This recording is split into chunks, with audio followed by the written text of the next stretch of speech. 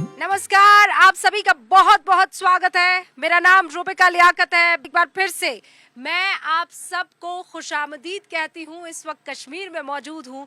ये खूबसूरत कश्मीर का खूबसूरत हाउस बोट इस वक्त आप देख रहे हैं और मेरे साथ याकूब साहब है जिनकी ये हाउस बोट है और बड़ी पुरानी है और इसकी नक्काशाई देखिए।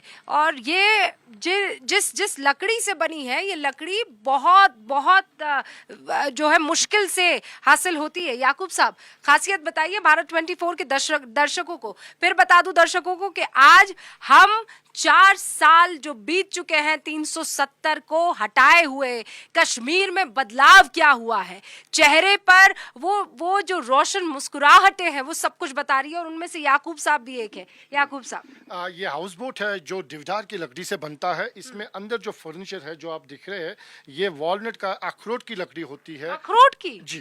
तो इसमें कार्विंग की जाती है। आप देखिएगा किस तरह से बहुत ही बारीकी से इसमें वुड कार्विंग की जाती है। और ये जो आप सीलिंग देख रहे हैं ऊपर का, हाँ। इसको खत्म बंद कहते हैं।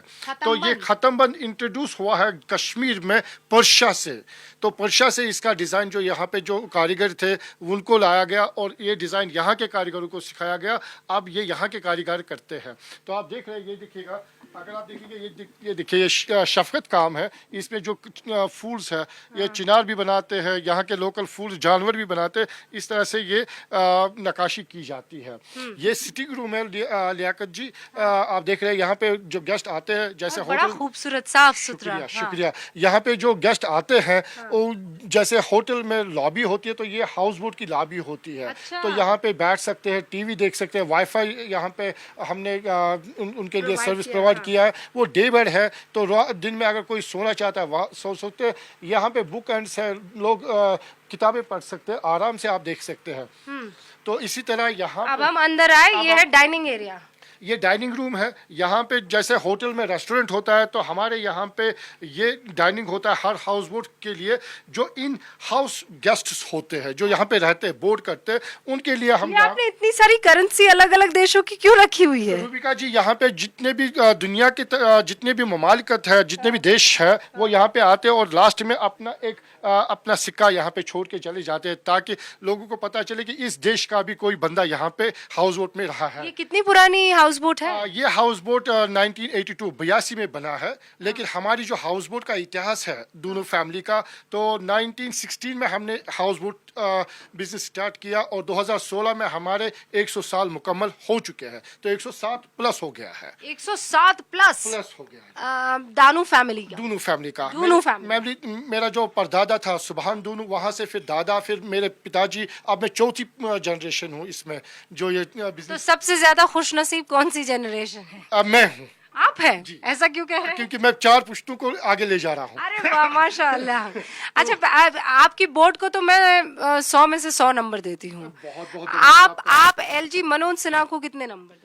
देखिए, सबसे पहले तो ये इंडस्ट्री जो हाउस बोट इंडस्ट्री है, मैं पहले आपको हाउस बोट के बारे में बोलूं कि लोग दुनिया में कहीं पे भी जाते तो होटल्स में ठहरते हैं।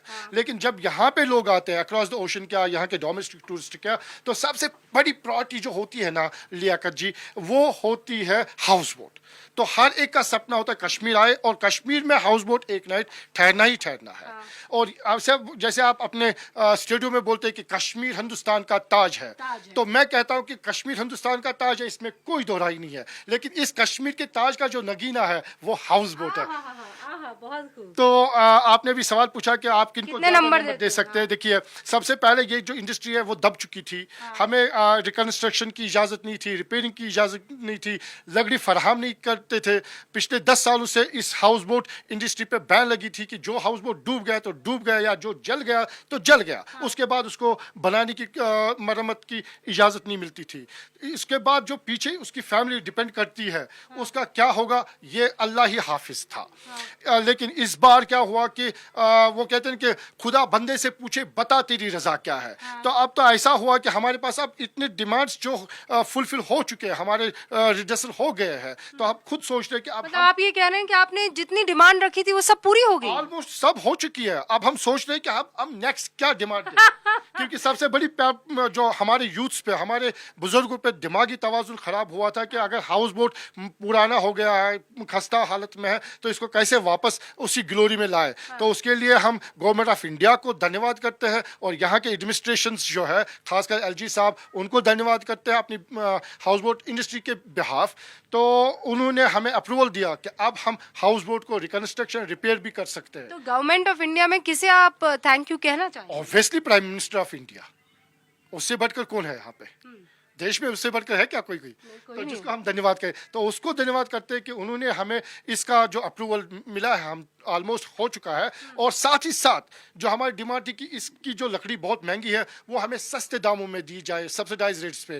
तो अभी पिछले हफ्ते ही उसका भी आगाज हो चुका है। तो हमारे कुछ मेंबर्स हैं जिनको मिल गई है और फेज वाइज में अब मिल रही है हमको। याकूब साहब, चूंकि आपने जिक्र छेड़ा है और ये बड़ा फिर संजीदा वाला मामला हो जाता है, तो आपने कहा कि एडमिनिस्ट्रेशन यहाँ का बहुत शानदार काम कर रहा है। आपने ये कहा कि गवर्नमेंट ऑफ इंडिया को आप बहुत थैंक यू कहना चाहते हो। आपने कहा specially prime minister of India, उनसे बढ़कर कौन है? मोदी के काम को आप कैसे रेट करेंगे? देखिए, मैं तो मैंने शुरू में भी बोला था वहाँ पे बाहर में कि मैं एक हाउस बोट ऑनर हूँ, बिजनेस ऑनर हूँ। तो जो मेरी डिमांड थी या मेरे तबके से जो कम्युनिटी, मेरी हाउस बोट इंडस्ट्री, जिसको इंडस्ट्री कहा जाता है, इसको बचाने के लिए उनको मैं 10 आउट ऑफ 10 दूंगा। 10 आउट ऑफ 10? और ये जो धारा 370 हटाई गई है, इसको लेकर आप क्या कहेंगे? देखिए, टूरिज्म पहले भी आता था, 90 भी, इसमें कोई शक व शुबा नहीं है रुबिका जी। 90 में आते थे, अनरेस्ट में भी यहाँ पे टूरिस्ट थे। जब आप भी शायद कवरेज किए अमरनाथ यात्रा कंट्रोवर्सी में, यहाँ से कितने वापस चले गए उसका भी हमें हिसाब नहीं है।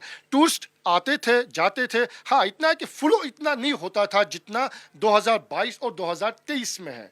तो शायद जो मैसेज, पॉजिटिव मैसेज लोगों में गई पूरे देश में कि अब यहाँ पे वातावरण ठीक हुआ है, माहौल अच्छा है, उसमें भी कोई शक व शुबा नहीं है। आप देख लीजिए, पिछले 2 सालों से माहौल बहुत अच्छा है। कहीं पे कोई ऐसी वारदातें नहीं हुई जैसे हुआ करती थी। तो उसकी वजह से जो गेस्ट है यहाँ पे, वो बेहिचक बगैर किसी खौफ के। जी। अच्छा, अंदर की तरफ रूम्स हैं? हाँ? जी, ये कॉरिडोर है।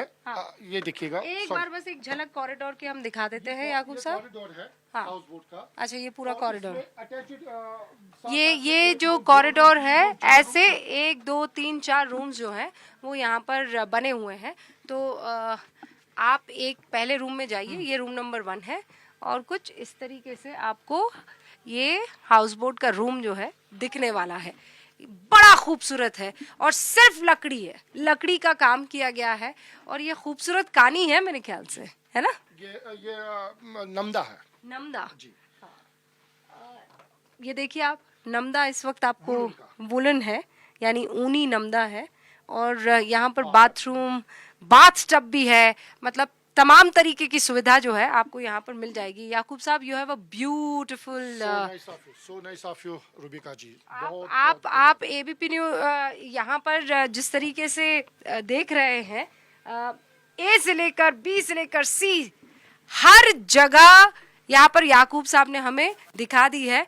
आप दर्शकों को इनवाइट भी कर सकते हैं। बेशक, जो भी देखिए, कश्मीर एक ऐसा डेस्टिनेशन है जो सिर्फ हमारे देशवासियों के सपने में नहीं है, बल्कि देश के उस पार भी, जो समंदर के उस पार भी लोग रहते हैं, उनका भी यही सपना है कि कश्मीर आए और हाउस बोट में एक मर्तबा यहाँ पे ठहरे। तो आपकी चैनल के माध्यम से मैं पूरे देशवासियों को कहता हूँ, इन्वाइट करता हूँ कि आप कश्मीर आइए। भले मेरे हाउस बोट में नहीं रही, और लोगों के हाउस नहीं, आप याकूब साहब के, जरूर कश्मीर एक मर्तबा आइए। तो आना जरूरी है। मेरे लियाकत जी, मैंने एक नारा भी पूना में चुना था, एक मर्तबा कश्मीर आकर तो देखो।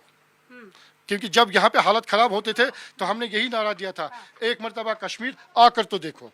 फिर आपको खुद जहन साफ हो जाएगा कि यहाँ का वातावरण कैसा, यहाँ के लोग कैसे हैं, कश्मीरियत जिसको कहते हैं।